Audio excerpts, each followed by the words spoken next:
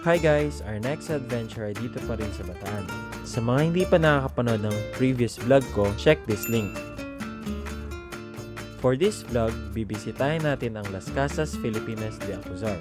Nakasakay tayo ngayon sa jeep na biyaheng Bagac sa halagang 48 pesos mula sa terminal ng Balaca. Las Casas is just an hour drive from the city proper. Wala namang traffic pero nung bumusita kami, medyo maraming ginagawang daan. Kung kagaya namin kayo na sasakay ng jeep at hindi pamilyar sa lugar, maganda na magsabi kayo sa driver na pupunta kayo ng Las Casas para maibaba kayo sa sakay ng tricycle tulad namin. Medyo may kamahalan nga lang yung pamasahe sa tricycle, pero sa tingin ko, okay naman yung 100 pesos para hindi tayo mahirapan sa pagpunta sa main entrance ng Las Casas, lalo na kung marami tayong bitbit.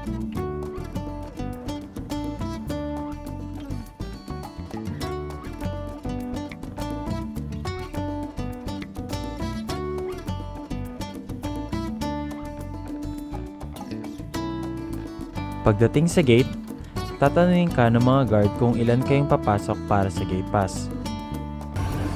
Ito sir, papresent mo lang natin sa reception po natin. Sakay po tayo ng jeep. Nabot ng Pilipinas.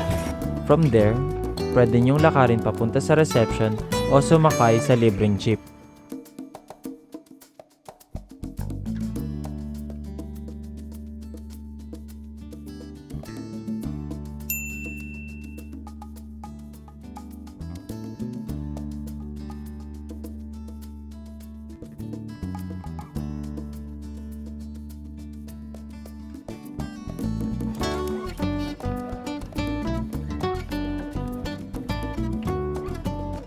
Ang reception area ay matatagpuan sa Casa New Manila.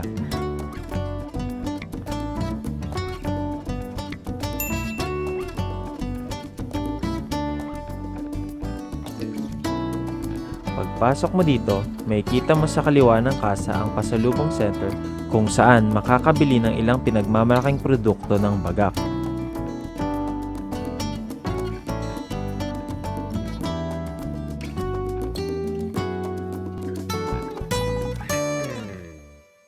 Kahit hindi pa 3 o'clock, nagtungo na kami sa registration area.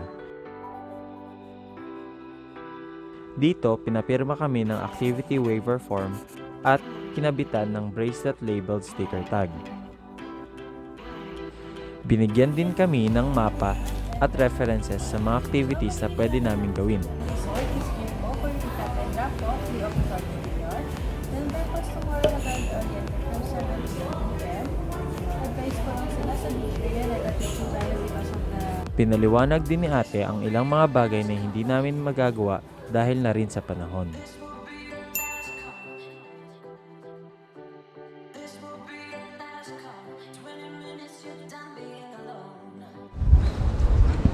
So hi guys, nandito tayo ngayon sa reception area ng Las Casas Filipinas de Acuzar. Maaga kami nakarating dito since 3 p.m. pa yung check-in. So iniwan muna namin yung gamit namin sa luggage area. Habang nag-aantay ng check-in, para hindi sayang yung oras natin, samahan niyo akong maglibot-libot dito sa Las Casas. Tara! Sumakay muna kami sa jeep para ikutin ang Las Casas habang nag-aantay.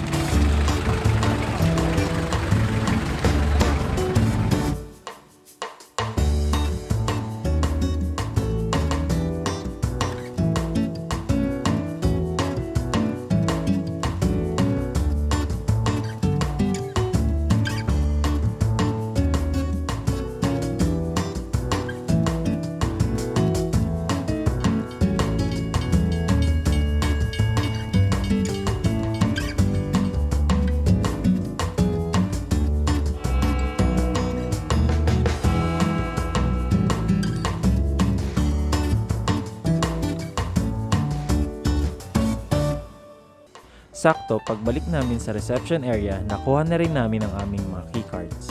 Tara, ipapakita ko sa inyo ang itsura ng aming tutuluyan.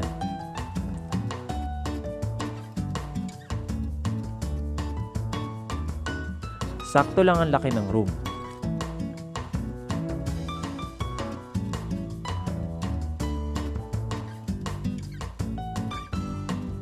Meron ding minibar. Next naman ay yung CR.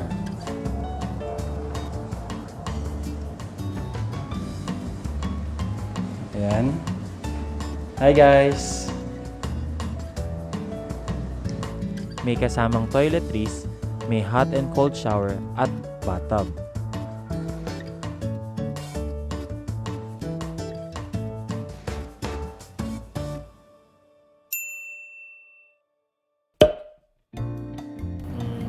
Sobrang ganda.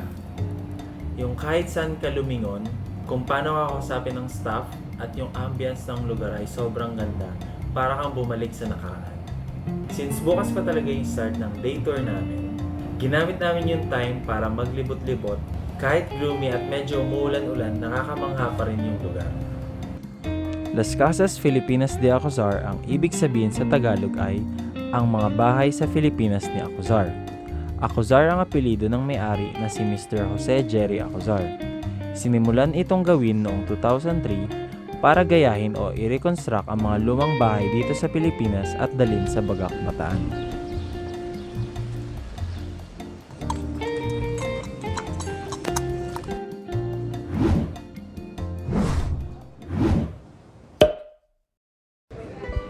After naming libutin ang lugar, kumain kami sa kusina ni Nanay Maria sa Casa Unisan. It serves as home to legacy recipes and specialty dishes of Nanay Maria.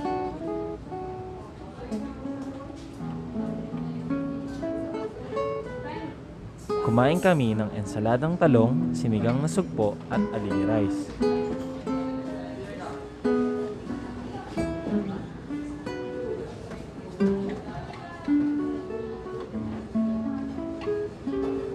Tinikman din namin ang isa sa mga signature dessert na leche flan a la Maria Clara.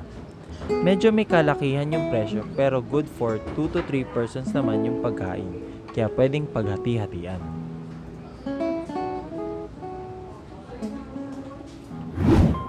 At ito naman ang itsura ng Las Casas paggabi.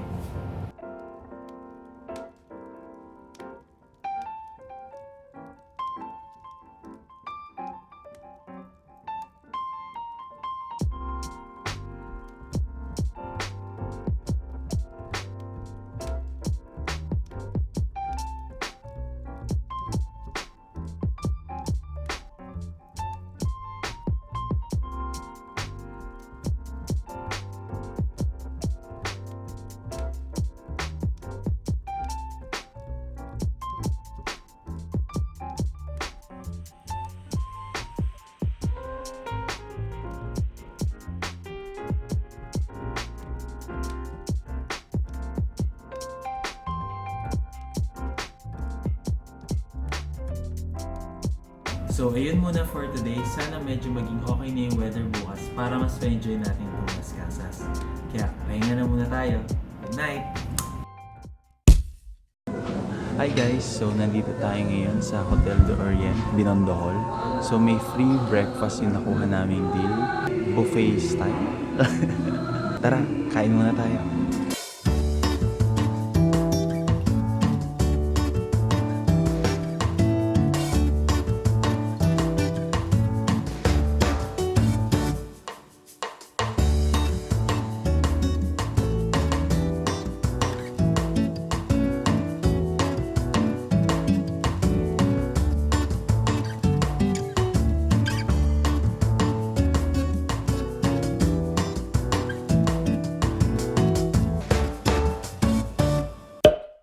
Magandang umaga po sa inyo and once again welcome po sa Las Casas Filipinas de Acuzar.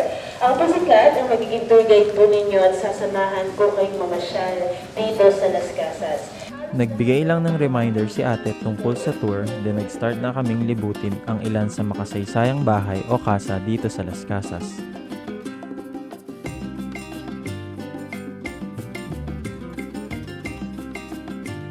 So ito po si Jose Alberto Alonso, uncle ni Jose Rizal. Siya po yung ating naging representante noon sa Espanya. Babae na nagkaroon po ng affair sa kapitan ng mga Guardia Civil. At yung dalawang narawan po sa dulo, si Doña Isabel, si Doña Pilar, sila po yung huling mga nagmay-ari ng bahay. May pa rin po. Okay. So yun na po yun. That is our Casa Baliwag Uno na galing ng Baliwag, Bulacan. Naitayo po yung bahay na yan taong 1898. Ang may-ari po noon ng bahay ay si Kapitan Fernando Bergel de Dios. Para po sa next house natin, pasok po tayo dito.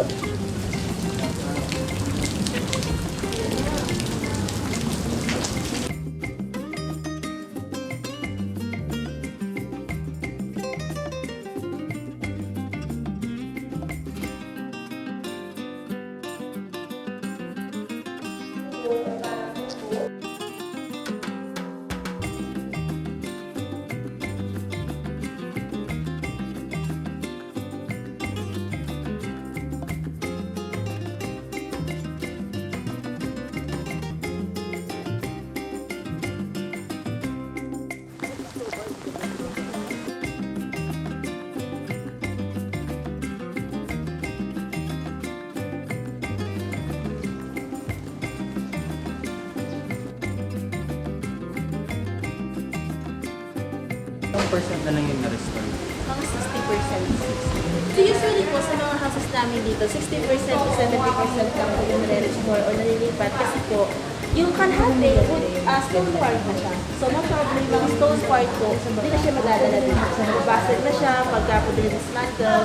So yung mga wood part lang po, din nakukuhang doon sa bahay. 1942 ang bahay po na ito ay ginamit bilang headquarters ng United States Armed Forces in Northern Luzon, kung saan dito nila pinaplanohan dakwin noon si General Tomoyoki Yamashita.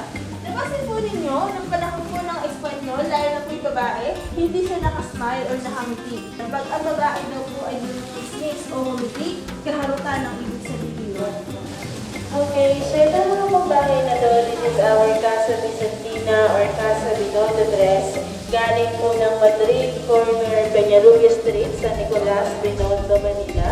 Tinawag siya Vicentina kasi po yung architectural design niya ay Byzantine style.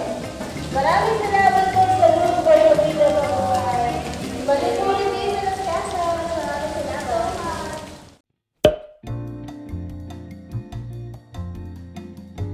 Para sa akin, worth it naman ang pagbisita namin sa Las Casas kahit medyo umuulan-ulan. Nagamit din namin ang 40% discount promo nila ngayong rainy season, kaya not bad na rin. Though may mga activities na hindi namin magagawa dahil sa panahon tulad ng balsa tour at kayak.